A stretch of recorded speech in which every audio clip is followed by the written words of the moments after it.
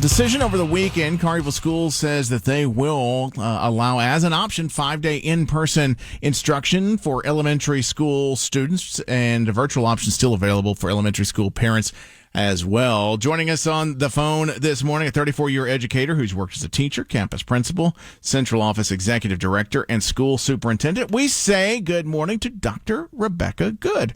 Dr. Good, thanks for joining me in Memphis. How are you doing? Just fine, thanks. We are looking at, I guess, across the country, a wide berth of what is, the different ways kids can attend school. We're seeing in-person learning. We're seeing virtual learning. We're seeing deferring the school year. And a lot of it has to do with the protocols. And the main thing, what we've seen, is social distancing. Is that even possible in the schools, you think? So, yes. And here's what we need parents to do ahead of time. Parents can really help the schools out by pre-teaching mask wearing for long periods of time and the why around mask wearing and social distancing. We should not be seeing kids arriving the first day of school without understanding the why around why they have to come into school wearing a mask, why they have to keep it on during the day, and why they can't go over and hug their friends anymore, right? So the parents are a key piece in all of this. We have parents bragging online that their child now can wear the mask for 2 hours and maybe even face shields. So doing that, helping kids at home before they get to school, will ensure a better experience for the child at school. Yes, and that's the tricky thing. I think you bring up a good point, Dr. Good, is the fact that the kids need to be prepared going in, because a lot of these kids haven't hit the brick wall of life. A lot of them are just so sweet and kind and have been taught kindness that hugs and high fives and all that stuff are just part of their nature. That's right. Well, parents can help with elbow bumps, right, if absolutely necessary. But really having kids understand that life is going to be a little bit different at school can be pre-taught by parents, and that would be a great help. Sure. Mandatory masks, that has been brought up in most school districts that I'm seeing in reopening plans. Well, that's going to be a tricky one for the kids, isn't it? Well, not if they've been wearing it at home, not if they've been going out. Every time they leave the house, mom makes sure that they wear a mask. Then all of a sudden it's just part of the new school life.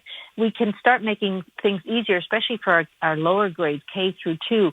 There are now lanyards that I've seen out there that we're ordering. I'm an active superintendent. We are ordering lanyards that kids will put their mask to, so that when it's time to take the mask off for lunch or for whatever reason, that the lanyard contains the mask and it doesn't let it fall to the floor or get lost and so forth. So there's a lot of innovation going on around COVID and how to keep kids safe at school, and the adults too, by the way, like portable plastic cubbies that can be taken from one place to another. There's a lot of things going on behind the scenes to ensure that schools are going to be safe for kids and the adults when they get back. Dr. Rebecca Good joining us on Memphis Morning News. What would you say to parents, or I guess better question is, what advice would you give to parents that for those kids that maybe have anxiety for, maybe not necessarily for returning to school, but maybe have some sensory issues and the touch, the feel of the mask is something that sparks some anxiety? What would you, is there any advice or any guidance that you've received that you could pass on to parents? Well, there's now a different type of mask made out of different type of material. So I would certainly encourage parents to explore the different type of materials that masks can be made from and still be safe. There's some, the standard cheap one, which I don't like to wear because it's fuzzy inside, or there's stretchy material, there's the bandana. So certainly making that part of a sort of an experiment for parents and kids to do together would be an interesting way of approaching that. It's not if you can wear a mask, it's what type of mask can you tolerate the best. And so going with that premise, then they go and try to find that out together. What have you learned through all this, Doctor? You've been doing this for more than 3 decades, and I would guess you've never really actually seen it all. But this is kind of a paradigm shift, isn't it? Woo.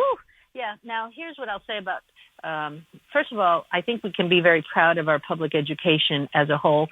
We tended as a society to sort of not think of public education as fast moving, but and somewhat archaic, right? But now we've proven, I think, to the nation that public education has been able to very quickly conform to what needed to be done, to deploy technology out there and hotspots, to deploy meals out to families, many districts within 1 to 3 weeks.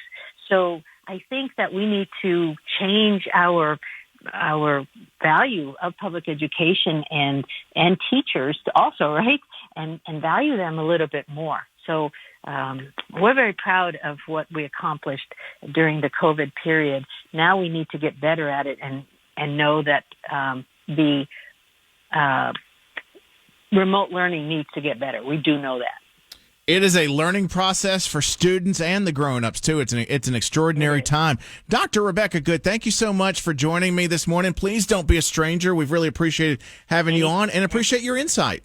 Anytime. Thanks.